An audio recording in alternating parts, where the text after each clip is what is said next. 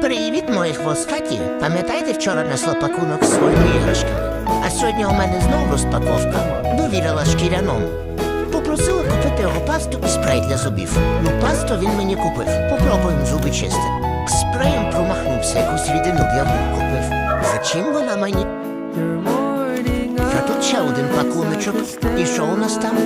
О, мої ласощі, антистрес ласощі, Франкодекс. Клас. Це щось новеньке. Завтра зроблю вам огляд і розкажу детальніше, що воно і за чим. Буде цікаво, чекайте.